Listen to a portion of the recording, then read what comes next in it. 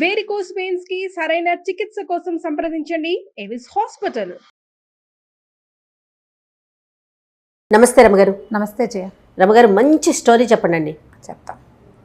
ఖలీఫా కథలు కొన్ని రకాలు చెప్తున్నాం కదా, ఖలీఫాదే ఇంకో కథ చెప్తాం. ఓకే.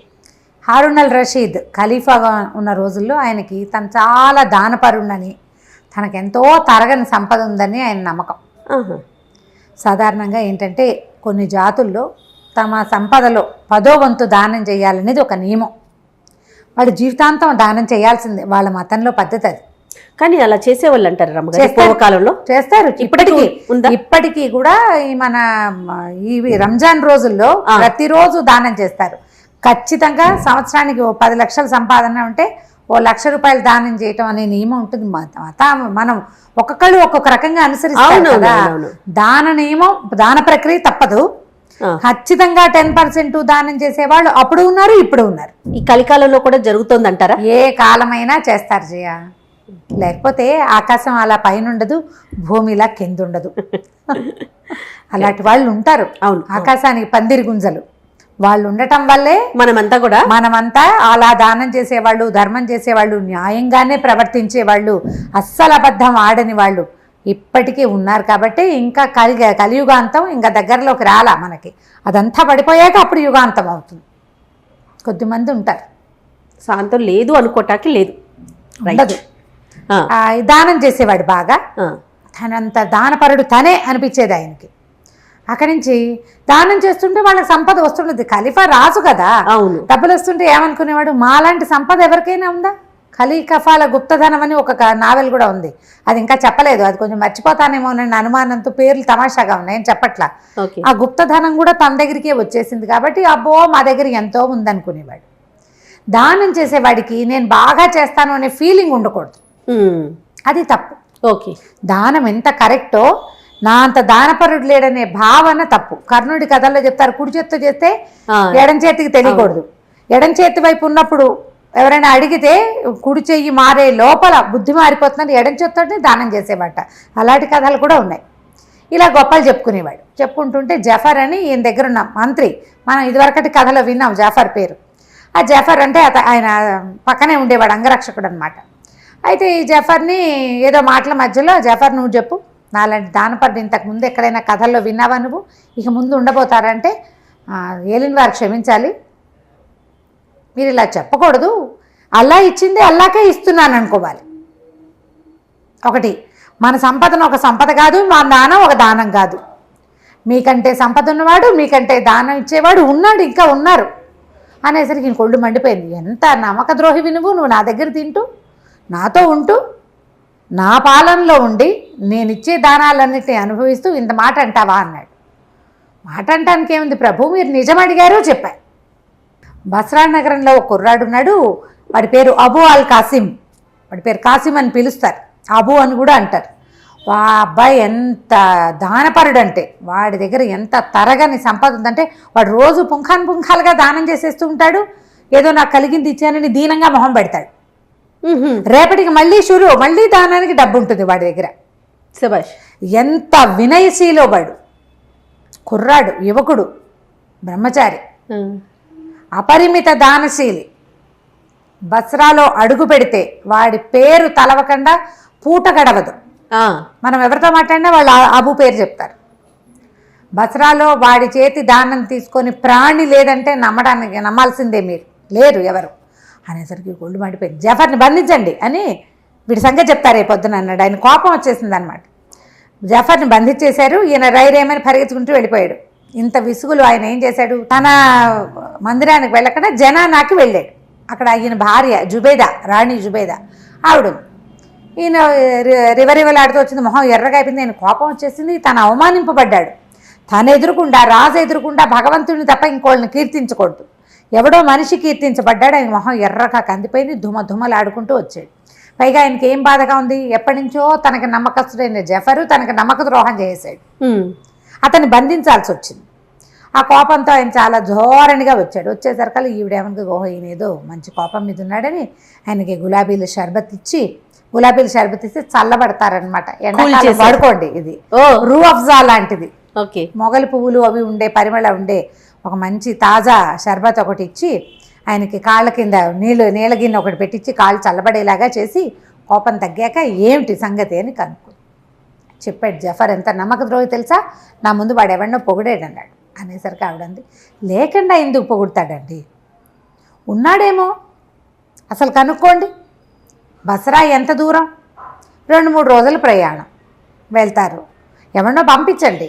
వాడు అసలు బసరాలో వీడు చెప్పిన అబూ అల్ కాసిం ఉన్నాడా, కాసిం అనేవాడు ఉన్నాడా, వాడికి నిజంగా తరగని సంపద ఉందా, వాడు నిజంగా దానపరుడా, కనుక్కుంటే జఫర్ ఆ మాట అవునో కాదో తేలుతుంది మనకిను. వృధాగా జాఫర్కి శిక్ష వేయటం ఎందుకు, పైగా రేపొద్దున వీడికి శిరచ్ఛేదం చేయండి, ఇలాంటి మాటలు ఎందుకు మాట్లాడాలి, మనం కనుక్కుని మాట్లాడాలి కదా.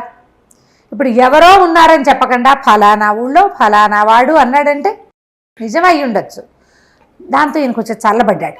సరే ఏమనుకున్నాడు, సాధారణంగా జఫర్ ఇట్లాంటి పిచ్చి పిచ్చి మాటలు మాట్లాడేవాడు కాదు, చూడుగా చక్కగా మాట్లాడతాడు. అతను నా గురించి ఆలోచించుకుని సరే వాళ్ళెవరినో పంపటం ఎందుకు, ఆ బసరా నేనే వెళ్తా అన్నాడు. రాణిగారు 2-3 సార్లు వారిచ్చింది కానీ నేను వినేలాగలేడు. సర్లే అని వదిలిపెట్టేసి సరే ఏం చేశాడు, మర్నాడు పొద్దున ఈయన బయలుదేరి ఒక వ్యాపారస్తుడి వేషం వేసుకుని బసరా నగరానికి వెళ్ళాడు. ఓ 3 రోజుల ప్రయాణం చేశాడు ఒంటెల మీద.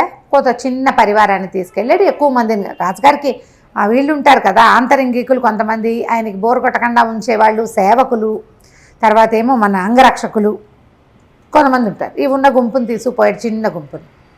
వెళ్ళాక బసరా నగరంలో ఓ సత్రం ఏదో తీసుకున్నారు. తన మొత్తం గుంపు అంతటిని మీరు ఒక చోట ఉండండి, నాతో ఎవరు లేరన్న సినిమా ఇవ్వాలి ఇక్కడని చెప్పాడు. సరే అది కూడా అక్కడి నుంచి ఈ సత్రంలో నుంచి బయటకు వచ్చి ఎవరో ఒక చిన్న వ్యాపారస్తుడు ఒకడు ఉంటే, చిన్నవాడు అంటే మన చిరుతిండి అవి అమ్మేవాళ్ళు అట్లా వాళ్ళు కనపడితే ఏమంటే ఈ ఊళ్ళో అబూ అల్ కాసిం అని ఎవరో ఒక ఆయన ఉన్నట్ట అంటే, ఆ కాసిం పేరు తెలియని వాడు ఎవడండి, రాజుగారి ఇల్లు అన్నా తెలియదు కానీ ఒక కాసిం ఇల్లు తెలియని వాడు ఎవడు ఉండడు, ఆయన చేతి దానం తినని వాడి ఊళ్ళోనే లేడు, ఇగో ఇలాగ వెళ్ళాలి అలాగ వెళ్ళాలని దారి చూపించాడు. దారి చూపిస్తే సరే ఇతను ఏం చేశాడు, ఆ కాసిం గారింటికి బయలుదేరాడు. వెళ్తే అదొక చక్కటి సౌధం, చాలా బాగుంది. లోపలికి వెళ్ళాడు. ఆ బయటికి వెళ్ళి నేను బాగ్దాద్ నుంచి వచ్చిన ఒక వ్యాపారస్తుడిని అబు గారిని చూడడానికి వచ్చానని కబురు చేశాడు. ఒక బానిసల అంతా బానిసల మయం, బానిస అని ఆడబానిస, మగ బానిస, నల్ల బానిస, తెల్ల బానిస ఇలా పేర్లు రాస్తారు ఆ కథలో. అక్కడి నుంచి బానిస లోపలికి వెళ్ళి వ్యాపారస్తుడు ఎవరు వచ్చారంటే ఆ ఇంటి యజమాని గబగబా పరిగెత్తుకుని లోపలికి ప్రవేశపెట్టమని ఆయన లోపలికి కూర్చోలే, ఆయనే వెళ్ళి బయటకు వచ్చాడు. ఆ వచ్చిన వాడు ఒక కుర్రాడు, మంచి స్ఫురద్రూపి, 25 ఏళ్ళు 28 ఏళ్ళు అలా ఉంటాయి. చక్కగా తలతల్లాడే బట్టలు అవి వేసుకున్నాడు, మంచి కళ్ళగా ఉన్నాడు, వినయశీలుగా కూడా ఉన్నాడు. రండి దయచేయండి, మా ఇల్లు పావనం చేశారు, ఏం పని మీద దయచేశారు, రండి వాళ్ళన్న ఆతిథ్యం స్వీకరిద్దురు కానీ అని చెప్పి లోపలికి తీసుకెళ్ళాడు. లోపలికి తీసుకెళ్తే ఎంత బాగుందో ఇల్లు చాలా బాగుంది భవనం.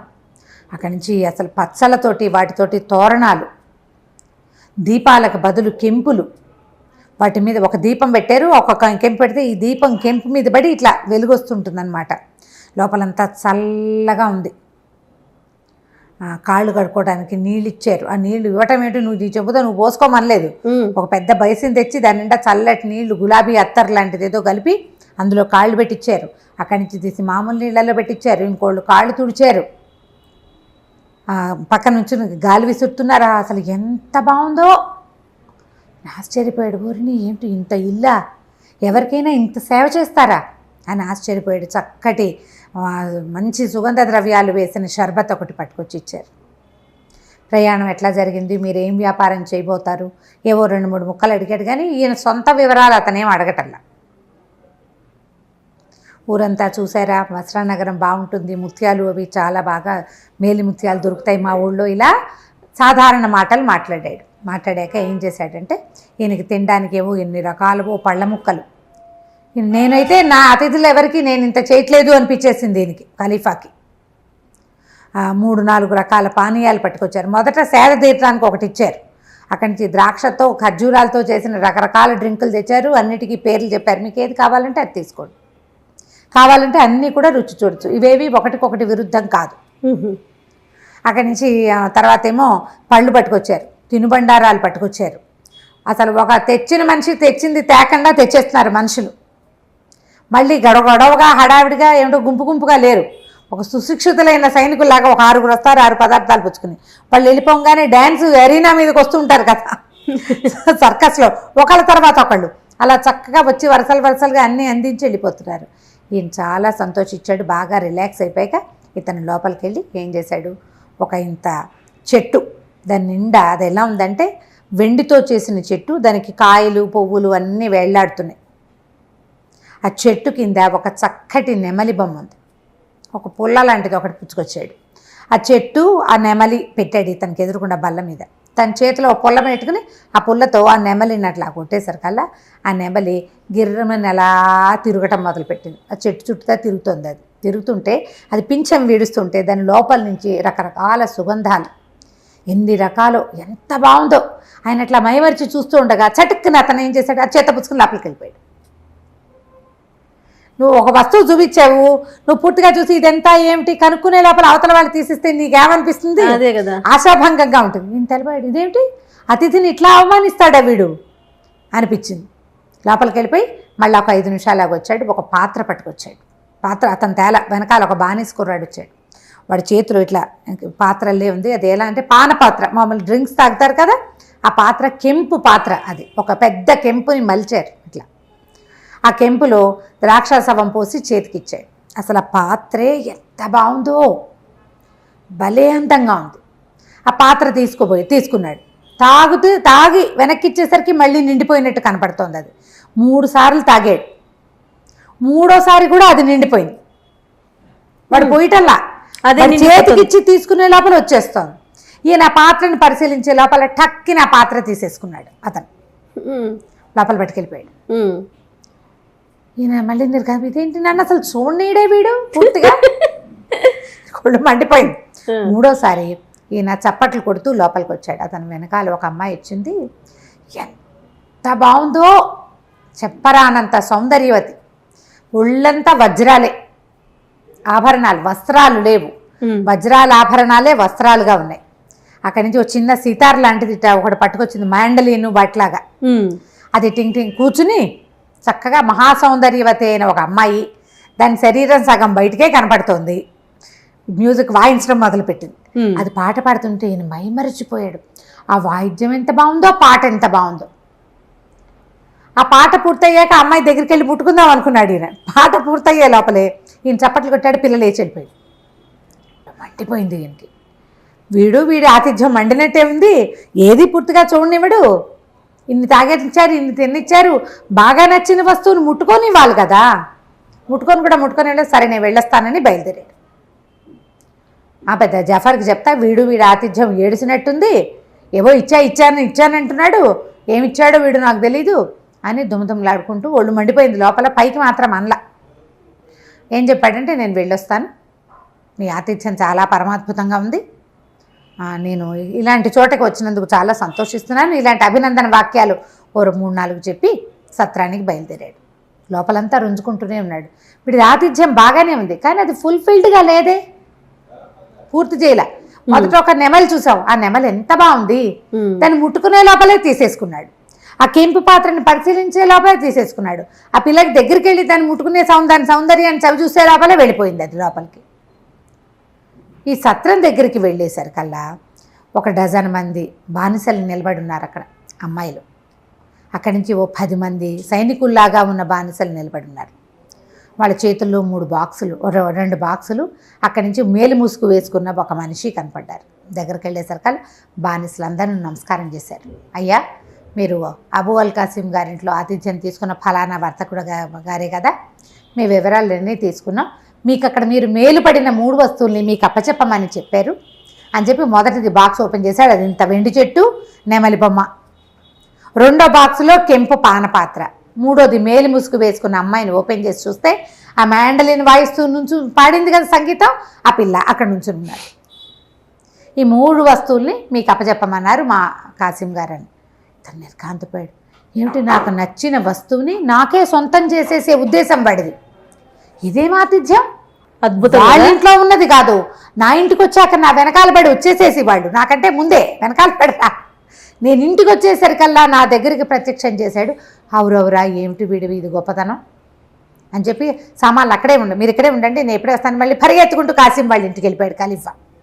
వెళ్ళిపోయి, నాయన నువ్వు ఎంత గొప్పవాడివి, నీ ఆతిథ్యం ఎంత గొప్పది, ఈ వస్తువులన్నీ నీకు ఎలా వచ్చినాయి, నువ్వు నాకు ఎలా ఇవ్వదలుచుకున్నావు, ఇదేం దానం, అతిథిని ఇట్లా గౌరవిస్తావా,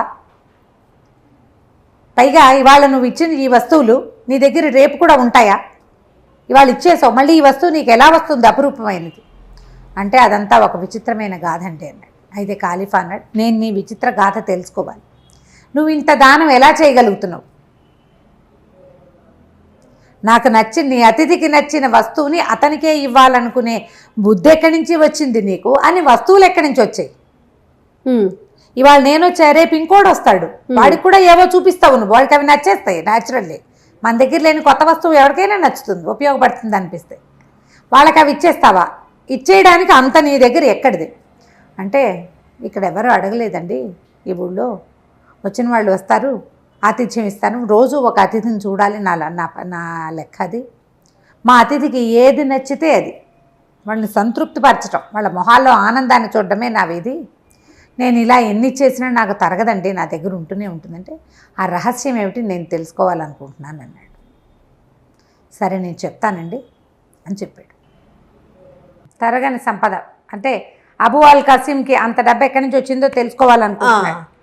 అయితే ఇప్పుడు కాసిం చెప్పాడనమాట, మాది బస్రా నగరం కాదు, బాగ్దాదు చుట్టుపక్కల ఒక చిన్న ఊరు, మా తండ్రి రకరకాల వ్యాపారాలు చేసి తర్వాత బస్రా నగరంలో స్థిరపడ్డాడు, ఎంత సంపాదించాడో, మా తాత కూడా, తాత తండ్రి ఇద్దరు కలిసి అసలు బస్రా నగరంలో సుల్తాన్లతోటి సమానంగా ఇక్కడ ఈ నగరంలో మేము వెలుగొందుతూ ఉండేవాళ్ళం. అయితే మా నాన్న ఈయన ఈజిప్టులో అక్కడ పనిచేశాడు, వ్యాపారం అక్కడ ఉండేది, అక్కడ సుల్తాన్ల భయంతో బస్రా నగరంలోనే స్థిర నివాసం ఏర్పరిచి కుటుంబాన్ని ఇక్కడే ఉంచాడు. నేను ఈ నగరంలోనే పెరిగాను, ఎంతో హాయిగా ఉండేవాళ్ళం. మా నాన్న చనిపోయేటప్పటికి నాకు ఎంతో ఆస్తి ఇచ్చాడు. నేను ఈ అతిథులకి పెట్టడము, ఆటలు ఆడేయటము, ధారపోసేయటము, వాటితోటి మొత్తం సంపదంతా అవగొట్టేశాను. సంపదే లేదు నాకు, ఏమీ లేవు నా దగ్గర, ఏదో ఇల్లు బాకిలే ఉండేది, రోజువారీ తినడానికి తాగడానికి ఇంతమంది బానిసలు పనివాళ్ళు, వీళ్ళందరికీ జీతాలు భత్యాలు ఇవ్వద్దు. క్రమంగా నా సంపదంతా అడుగంటిపోయింది. నేను చాలా దీన స్థితిలో ఉండేవాడిని, చాలా దీనంగా ఉన్నాను, ఏం చేయాలో తెలియని ఒక దుస్థితిలో ఉండేవాడిని. ఒకనాడు రాజభవనం పక్క నుంచి నేను వెళ్తూ ఉంటే ఆ తెరల మాటున ఒక అమ్మాయి అందమైన మొహం కనపడింది నాకు, చాలా అందంగా ఉంది. అప్పటికి ఇంత పెద్దవాడిని కాదు, 18 ఏళ్ళు అలా ఉంటాయి నాకు, 19, 20 ఏళ్ళు కూడా లేవు. అయితే ఆ మొహం మళ్ళీ కనపడుతుందేమోనని నేను మళ్ళీ ఆ వైపు తిరిగాను. తీరా నాకు ఆ ముఖం కనపడింది. ఈ బస్రా సుల్తాన్కి ఎంతోమంది భార్యలు ఉన్నారు, ఆ భార్యల్లో ఒకతని నేను చూశాను. ఓహో. అయితే ఇంకా నాకు సంపద లేకపోయినా ఏదో తినడానికి ఉంది, నేను అక్కడక్కడే తిరుగుతూ ఆమెను ఆకర్షించడానికి ప్రయత్నం చేశాను, నా చిన్నతనంతో అనండి ఏదైనా కానీ. అయితే ఆమె ఏం చేసింది, కింద తోటలో తిరగడానికి వచ్చింది. నేను వెళ్ళి ఆమెను పలకరించాను, ఎవరికైనా తెలిస్తే కొంప మునిగిపోతుంది, నాకు నువ్వు నచ్చావు, కానీ బస్రా ఈ సుల్తాన్ భార్యలంటే సుల్తాన్ తోటి సంబంధ బాంధవ్యాలు ఉండవు, పాడుండవు, ఎవరికి వాళ్ళకి ఏవో ఒక మందిరం ఏర్పరుస్తారు, ఆ మందిరాల్లో పడుంటారు. వస్తే సుల్తాన్ ఒకసారి వస్తాడు ఎప్పుడో, సుల్తాన్ భార్య అని ముద్ర ఉంటుంది, ఇతరులు ఎవ్వరూ దాని వైపు చూడకూడదు, ఇంకా జనానాలోకి ప్రవేశపెట్టబడతారు. వాళ్ళు లోకల్ స్నేహాలు ఏమైనా చేసేస్తూ ఉంటారు, బయటపడితే ప్రాణాపాయం, పట్టుపడకుండా ఉంటే ఏదో వేషం వేస్తూ ఉంటారు. ఈ పిల్ల చాలా చిన్నది, ఇప్పటిదాకా నేను సుల్తాన్ మొహమే చూడలేదు, నేను అందగత్తనని ఉంచుకునే వాళ్ళుట. ఆ కథల్లో అలా కనపడలేండి, మనకు మాత్రం ఏం తెలుసు, మనం చూసాము, మన దేశంలో జరిగే వ్యవహారం కాదు కదా, అందుచేత మనకు తెలీదు. ఈ అరేబియన్ నైట్స్ కథల్లో అలాంటివి చూపిస్తారు. సంవత్సరానికి ఒకసారి కూడా సుల్తాన్తో గడిపే టర్న్ రాని వాళ్ళు కూడా ఉంటారు, అలా కూడా ఉంటుంది, ఆ కథల్లో చూపిస్తారు, మనకు తెలియదు. ఆ కథల్లో విని ఓహో కామోసుకో అనుకోవాలి మరి, అంతే. అయితే ఏమైంది, సరే ఏమందంటే నువ్వు రా మన ఇద్దరం స్పెండ్ చేద్దామని పిలిస్తే ఆనాటి రాత్రి ఆమె ఎలా దారి గుర్తు రాసిచ్చింది ఎట్లా రావాలో. ఆనాటి రాత్రి మేము పైకి వెళ్ళాం, మా కర్మగాలి ఆ రోజే సుల్తాన్ వచ్చే రోజు అయింది, ఆమె జీవితంలో మొదటి రోజు అదే. అబ్బా. అయితే ఇది ఎట్లా ఒక పెద్ద నదిని ఆనుకుని సౌధం, ఆ సౌధానికి ఒక పక్కన పెద్ద తోట అట్లా ఉన్నాయి. అయితే ఏమైంది, మేమిద్దరం మనసు విప్పి మాట్లాడుకున్నాం. చెప్పాను నేను, నాకేం సంపద లేదు, ఏమి లేదు, ఏమీ అక్కర్లేదు, ఈ సుల్తాన్ తోట ఉండటం ఎందుకు, ఒక మగవాడికి పరిచర్య చేస్తూ వాడు చక్కగా సంపాదించి పెడుతుంటే తినాలని, సాధారణ జీవితం గడపాలని కోరుకుంటున్నానని చెప్పింది. అమ్మాయి పేరు లబీబా అనుకుంది. మేమిద్దరం ప్రేమించుకున్నాం. ఆ కాసేపట్లోనే ఒకళ్ళ మనసులో ఒకళ్ళకి పుచ్చుకున్నాం. ఇంతలో పెద్ద సందడి వచ్చింది. బానిసలు బోర్డంత మంది వచ్చారు. రాజు వచ్చే ముందు అట్లా వచ్చి అన్ని తలుపులు తీస్తారు. ప్రతి గది తలుపు తీయబడుతుంది. ఈ అమ్మాయి గది తీయబడింది. అమ్మో ఎవరో వస్తున్నారని నేను పారిపోయే లోపల, బానిసలంటే ఏదో మామూలుగా పనిచేసేవాళ్ళు కాదు, వాళ్ళు రాజుగారి వెనకాల ఉండేవాళ్ళు. ఒక రకంగా చెప్పాలంటే అంగరక్షకులు లాంటి వాళ్ళు. ఇద్దరు చెరో పక్కన ఒడిసి పట్టుకుని నన్ను లబీబాని కూడా నదిలోకి విసిరేసేశారు. రాజద్రోహ నేరం కింద ఆ అమ్మాయిని నదిలో పారేశారు, నన్ను కూడా పడేశారు. ఊహించని ఈ ప్రమాదానికి ఆ అమ్మాయి ఎటుకొట్టుకుపోయి చచ్చిపోయిందో ఏమో దొరకలేదు. నేను మాత్రం ఎట్లాగొట్లా ఆ నదిని దాటుకుని బయటపడ్డాను. బయటపడి దీన స్థితిలో ఉన్నాను. అయితే ఏమైందంటే వ్యాపారస్తుల బజార్లోకి వెళ్ళా. ఏం చేయాలో తెలియలే. భగ్న ప్రేమికుడైపోయాడు వీడు. తన వల్ల తన పైకి వెళ్ళకుండా ఉంటే అమ్మాయి చచ్చిపోయేది కాదు. రోజు ఓసారి అమ్మాయి మొహం చూసి బతికేసేవాడు కనీసం. అయ్యో ఇంత పని చేశాను, నా వల్ల ఇలా జరిగిందని నాకు కూడా చచ్చిపోదామని ఉంది. కానీ భగవంతుడు ఇచ్చిన జీవితాన్ని మనం అంతం చేయకూడదు. వాడు విసిరేశాడు, అమ్మాయి చచ్చిపోయింది, నేను చావలేదు కదా అంటే భగవంతుడికి నన్ను చంపడం ఇష్టం లేదనమాట. బతికుండమంటున్నాడని పరిదీన వదనంతో వ్యాపారస్తుల బజార్లో తిరుగుతున్నా. ఈ లోపల ఒక ఆయన కనపడ్డాడు. ఆయన ఎవర్రా నువ్వు, ఏమిట్రా అని అడిగితే నేను ఏం చేసి, ఇప్పుడు బాధగా ఉంది, నేను ఎంత పని చేశానో, నేను ఎంత దుర్మార్గుణ్ణి, నా వల్ల ఒక స్త్రీ చనిపోయింది, మా నాన్న ఇచ్చిన ఆస్తి అంతా తగలబెట్టేశాను అనగానే ఆయన చాలా ప్రేమగా నన్ను కావలించుకున్నాడు. నాకెవరూ లేరు, నువ్వు నాతో పాటు ఉండు కానరా, నీకు తండ్రిగా ఉంటాను నేను, నువ్వు నాతో ఉండని నన్ను తన ఇంటికి తీసుకెళ్ళాడు. అప్పుడప్పుడు ఇలా జరుగుతాయి. మనం ఒకళ్ళ మరణాలకి కారణమవుతాం, అలాగే ఒకళ్ళ అభ్యున్నతికి కూడా అనుకోకుండా మనం కారణమవుతాం. ఇప్పుడు ఆ అమ్మాయి చనిపోకపోతే నువ్వు నా దగ్గరికి చేరేవాడివి కాదు. చూసావా అమ్మాయి నీ ఉన్నతికి కారణమైంది అని నన్ను ఒప్పించాడు. నేను ఆయనతో పాటు ఉన్నాను. 3 సంవత్సరాలు ఆయనతో పాటే ఉన్నాను. ఆయనకి ఎంతో సంపద ఉంది. ఆయన వ్యాపారం ఏర్పరచడం అన్నీ నేర్పించాడు. ఆయనకి చావు మరణకాలం వచ్చినప్పుడు ఆయన చెప్పాడు, నాయన ఈ సంపద మనకి తరగని సంపద ఉంది. ఈ సంపద మనకి ఎట్లా పెరుగుతుందంటే నిరంతరము దానం చేయాలి, ప్రతిరోజు అతిథి పూజ చేయాలని తన సంపద అంతటినీ నాకు అప్పచెప్పాడు. ఆయన మరణించాడు, నేను ఆయన కొడుకుగా ఉండిపోయా. రోజు ఇలాగే దానం చేస్తా. క్రమంగా నాకు ఈ డబ్బు ఎక్కడి నుంచి వస్తోందన్న అనుమానం మొదలైంది. ముందు ఒక సైనికాధికారి వచ్చాడు, ఒక అధికారి, చిన్న అధికారి వచ్చాడు. ఈరోజు దానం చేసేవాడి దగ్గర డబ్బు ఎక్కడిది అనేది ముందు మనం ఎదిరించి ఏదైనా ఒక రిపోర్ట్ వెళ్ళాలంటే ముందు చిన్నవాడు కదా వచ్చి చూస్తాడు, చిన్నవాడే పెద్దవాడికి ఇస్తాడు. ఈ చిన్నవాడు వచ్చాడు. వచ్చినప్పుడు ఏం చెప్పాడంటే, మా ఇంట్లో ఒకే ఒక ఆవు ఉండేది, ఆ ఆవు కూడా తిండి లేదు, ఈ మధ్య చచ్చిపోయింది, మాకు రొట్టెలు లేవు, పాలు లేవు, ఆవు లేదు అని చెప్పాడు. సరే నీకు రొట్టెలకి ఎంత అవుతుంది, ఆవుకి ఎంత కావాలి, నీకు ఎంత ఆవుకి కొనుక్కోవడానికి ఎంత కావాలని అడిగాను. 10 వరహాలు ఉంటే చాలు అన్నాడు. ఏమిటది, లంచం అన్నమాట. 10 కాదు 100 ఇస్తా, నెలకి 100 వరహాలు ఇస్తాను, తీసుకెళ్ళు, నువ్వు ఎక్కడుంటే అక్కడికి మీ ఇంటికి పంపిస్తా, ఈ దానం ఎక్కడి నుంచి చేస్తున్నానో నువ్వు అడగద్దు అని చెప్పాడు. సరేనన్నాడు. అప్పటి నుంచి ఇప్పటిదాకా వాళ్ళ ఇంటికి ప్రతి నెల 100 వరహాలు వెళ్ళిపోతాయి, వాడి పని అయిపోతాడు. అక్కడి నుంచి ఒక కాజీ గారు వచ్చారు. నాయన ఏం పుణ్యకార్యం చేయాలి, ప్రతివాడికి తన దగ్గర ఎంత ఉంటే అందులో 10వ వంతు దానం చేయాలని చెప్పాడు. ప్రార్థనా మందిరంలో రోజు మీరు భోజనం పెడతారు. ఏం పెడతారు, రొట్టెలు, ఓ కూర, ఓ లస్సీ ఇస్తారు, మజ్జిగ ఇస్తారు, లేదా పానీయ ద్రాక్ష సవం లాంటిది ఇస్తారు. రొట్టెలు ఒక కూరయే కాదు, రొట్టెలతో పాటు 2 కూరలు, ఒక పప్పు, ఒక తినుబండారం తీపి, ఈ ద్రాక్షాసవం ఏదో ఒక షర్బత్ కాకుండా ద్రాక్షాసవం నేను ఏర్పాటు చేస్తాను. రోజు 1000 మంది తింటారు ఆ ప్రార్థనా మందిరంలో. మధ్యాహ్నం భోజనం పెట్టేస్తారు. ఏముంది, రొట్టెలు దొరుకుతాయి, ఒక కాస్త ఏదో షర్బత్ దొరుకుతుంది, అందులో ఒక కూర దొరుకుతుంది. మధ్యాహ్నం తాత్కాలిక భోజనం ఎవరికైనా దొరికేస్తుంది. అలా కాదు, అద్భుతమైన భోజనం పెడతా, ఇంకా మీరేం మాట్లాడకండి అని చెప్పాడు. ఆయన కూడా ఒప్పుకున్నాడు. రోజు ప్రార్థనా మందిరాలకి భోజనం మన ఇంటి దగ్గర నుంచే వెళ్తుంది. అయిందా? అక్కడి నుంచి ఒక పెద్ద అధికారి వచ్చాడు, పైవాడు. ఈ నగరంలో ఇంతంత దానాలు చేసేవాడు ఈ పరిస్థితిలో ఉన్నాడు అని సుల్తానికి చెప్పాలా వద్దా? చెప్పక్కర్లేదు. నా దగ్గరికి ఎక్కడి నుంచి డబ్బు వస్తుందో, నేను ఏం వ్యాపారం చేస్తానో మీకు లెక్కలక్కర్లా, మీకు ఏ లెక్క కావాలో అడగండి అని చెప్పాను. అతను నెలకి 1000 వరహాలు కావాలన్నాడు. నేను మిగిలిన వాళ్ళకి పంచాలన్నాడు, మాట్లాడకుండా ఉండడానికి. ఇలా లంచాలు ఇచ్చేస్తున్నా. వాళ్ళు వెళ్ళిపోతూ ఉంటాయి, డబ్బులు వెళ్ళిపోతాయి. అది కూడా దానం కిందే నేను భావిస్తున్నాను. లంచాన్ని కూడా నేను దానంగానే భావిస్తున్నాను.